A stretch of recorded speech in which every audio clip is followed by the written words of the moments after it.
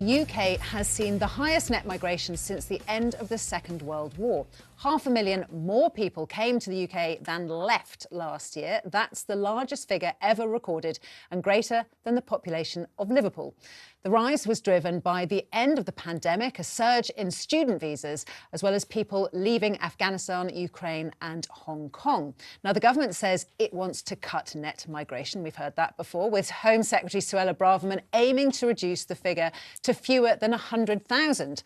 The Prime Minister Rishi Sunak is considering a crackdown on foreign students, which could see them barred from studying so-called low-quality degrees and restricted from bringing their family with them. Is it this again, déjà vu all over again, as they say? I mean, every single 6 months we get a new policy and a new crackdown and new promises, and it's been 12 years. And I don't necessarily know whether the Labour Party could have done any better.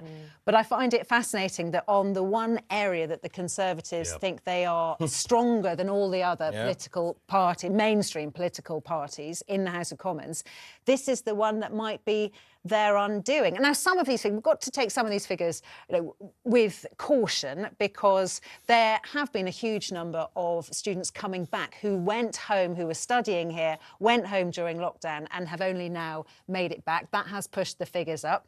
We have quite rightly taken big numbers from Ukraine. Most of those Ukrainians want to go home. They don't want to stay here, but that's going to be hopefully when the war ends. Hong Kong immigrants, I think everybody agrees, are incredibly economically viable. They are nearly all under 40. They're nearly all university educated, highly skilled. They are not going to be a drain on the country. But then there are hundreds of thousands of other immigrants, and we're just not quite sure where they've come from or why they're here. It's interesting, though, isn't it? Because, as you rightly say, these figures probably won't be as high next time. But the point, and I think David will probably have a fairly expert view on this politically as well. Given that it is the Tories, everything that was the Tories' sacred ground has kind of gone. It's like chasms have opened up. Everything from the economy. Here we are on immigration. The last set of record figures were in 2015. Who was in power then? It was the Conservative Party. Now, this is interesting because this is legal immigration. This isn't illegal immigration. This isn't about people coming over on ferry. In fact, that figure doesn't even include the people coming over the English Channel. So I've always thought it was a bit of a misnomer, actually, just to concentrate on EU or migrants coming on small boats from Calais, because actually the biggest story, regardless of where you sit on this, David, is actually the fact that it's often non-EU migrants. Well, indeed, it's disgraceful. I think it's a travesty and it's a breach of their manifesto. The fact is they haven't actually controlled migration or immigration at all. What I think is really interesting about this is the hundreds of thousands of student visas. And what people haven't, I think, grasped here is that when you get a student visa, yes, it's meant to be time limited, but of course you can bring your family with you. At that point, they are only allowed to stay as long as you stay a student. But at the end of your student studies, you can then apply to stay here for 2 more years and work. Now, there are categories of work that you're allowed to do, but it's something like 84 different professions, and you have to earn a minimum of £16,000. So in terms of infrastructure, how on earth do we cope with building schools and hospitals and all the infrastructure that goes with that?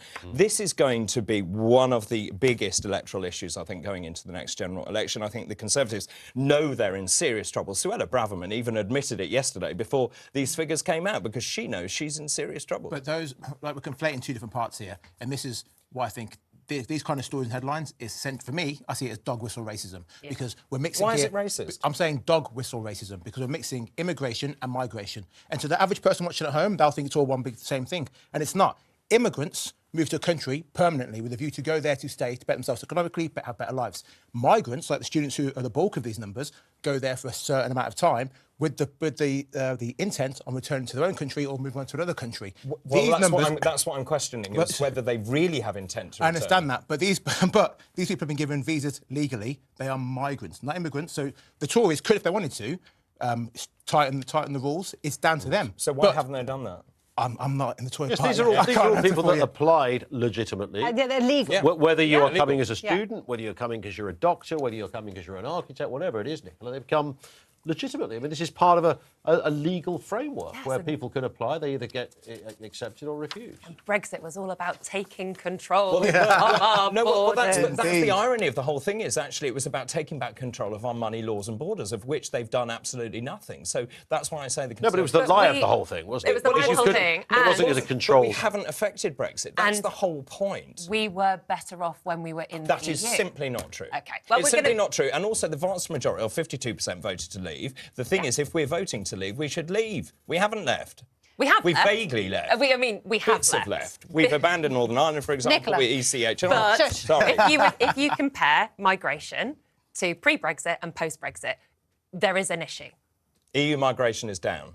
But yes. Okay, but net migration, there's clearly an issue. 71%, sorry, the foreign student visas have gone up 71%. So many universities who will be struggling in the wake of COVID will take on foreign students because they can charge whatever they like, essentially, to foreign students. I know that where I studied, my Polish counterpart was paying 3 times my student tuition fees. So this is there's a huge financial gain for universities here. But shouldn't we be training people in this country? Yes, absolutely. Yes, However, but- if there's a deficit in pay for the university and they have an option, they either go, well, we'll go bump or we'll get foreign students in, of course they're going to do that. But fundamentally, there is a massive problem with the economy that immigration just doesn't seem to be helping because we have more than 1 million vacant jobs. Indeed. And we had 1 million migrants more last year. Now, net migration was 500,000, but we had 1 million people coming in. Obviously, a lot of those are students. Don't expect them to fill those jobs. But something's not working here. We need to have highly skilled workforce. We have really not that at all. And yet these, apart from the Hong Kong migrants who I mentioned already, it's very difficult to see how this is that square is going to be circled. But then if you say these Hong Kong migrants are highly skilled, they're not going to be wanting to do the jobs that are lowly paid, are they? So No, but we they're shouldn't the wrong have a kind lot of migrants then. lowly paid jobs. I think one of the issues where people say, where are the fruit pickers? That is such a red herring. Our economy cannot be built on fruit pickers. We want the fruit farms to be automated. We want to be a first world country. So we need highly skilled, highly paid, either migrants or Brits or whoever. But the situation at the moment is just not working. But that's why you need a points-based system, which is what they've promised and they still haven't delivered. Or maybe the Labour Party will. Well, maybe a party will, a different party. Maybe a coalition will. Maybe. Yeah, I've got a sense we'll come back to this. Probably.